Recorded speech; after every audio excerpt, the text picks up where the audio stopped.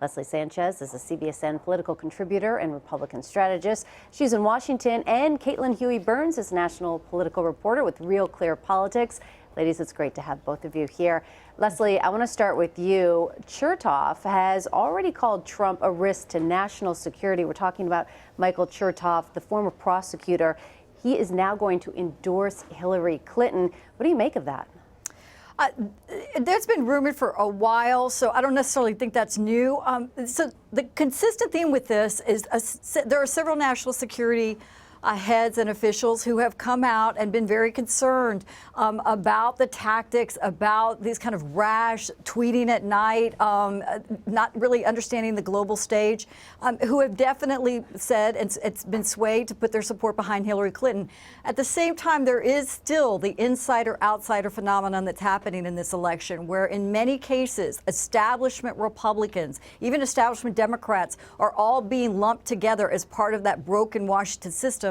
And then you have this base of support that wants to see something different. So while that is a meaningful effort, if national security is top of mind, and it is something that Trump will have to address, it does not mean he's going to lose support among that base that is ready to see a change in Washington.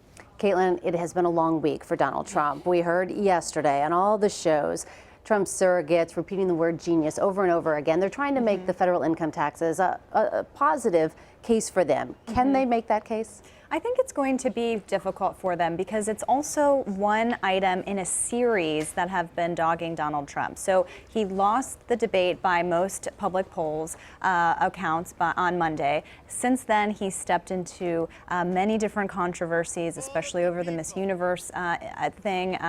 Then on Saturday and Sunday, the story was on his taxes. The Clinton campaign will certainly use this to argue about his business practices. The reason he was able to avoid paying taxes was because of the billion-dollar loss from his that was reported in 1995. So they'll certainly use that to go after him. The problem for Donald Trump is we're about a month away from the election. People are already starting to vote because of early voting, and he is creating problems for himself. He hadn't released his tax returns as most presidential candidates do. There are so many questions attached to those tax returns that he would be able to answer if he published them. And instead, he's finding himself on defense at a time that he really needs to be making his case. Well, speaking of that, Leslie, Clinton's campaign just launched an ad campaign based on the story. Let's listen to this for a second.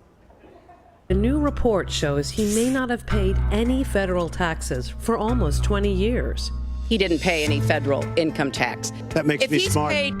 If he thinks that makes him smart, what does he think of you? How stupid are the people of the country? So, Leslie, does this story put more pressure on Trump to release his tax returns? No.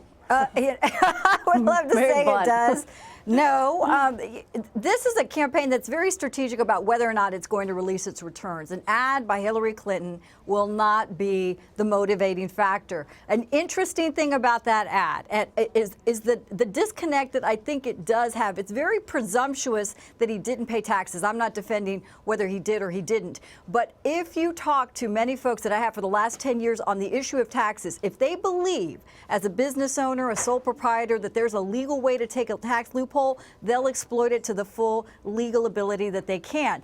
So you're not going to ever ingratiate yourself to the IRS. I think that you have to decide what side of that argument you want to be on. That's why I don't necessarily feel that that's the motivating factor that's going to drive him to release his taxes. All right, let's look ahead to tomorrow's vice presidential debate. Caitlyn, you write today, quote, Trump has not only raised the stakes for himself in the next forum, but also for Pence, who may be stuck in a defensive crouch in the first and only vice presidential debate.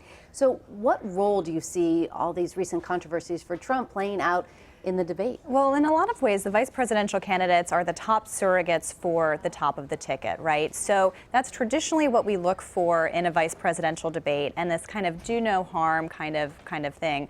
The thing about Pence is that we've seen over and over again that he has tried and kind of been tasked with a lot of times cleaning up some of the messes that Donald Trump has made. And Pence's particular role in this campaign has been to really rally conservatives and reluctant Republicans Republicans around the top of the ticket. And so you know that whether he's asked about it, whether Tim Kaine presses him on all of these Donald Trump controversies, Pence will be in a defensive position. And I think the campaign will be looking to him to kind of help reset the narrative in this critical week. Well, we definitely have two of the most unpopular candidates. So there's going to be a lot of eyeballs on this debate. Leslie, it's likely we'll see a different tone on that debate stage. What are you looking for tomorrow night?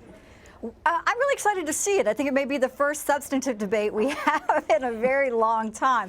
What we can expect, as we've seen with other VP debates, is they're going to engage and they're going to attack. They will definitely go after each other's positions, and the contrast, drawing a very stark contrast in policy, which is something that would be different. Expect the quips, expect it to move pretty quickly.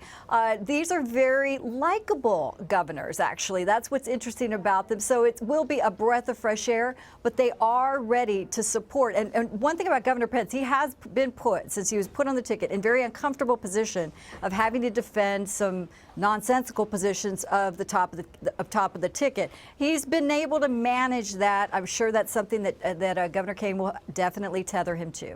All right. And Caitlyn, after the last debate, you mentioned that a lot of people thought Clinton won that debate hands down, but she was still criticized quite a bit for not selling herself to the American people yet. So today she is touting this endorsement from LeBron James as she campaigns in Toledo, Ohio. Will that help with that enthusiasm gap?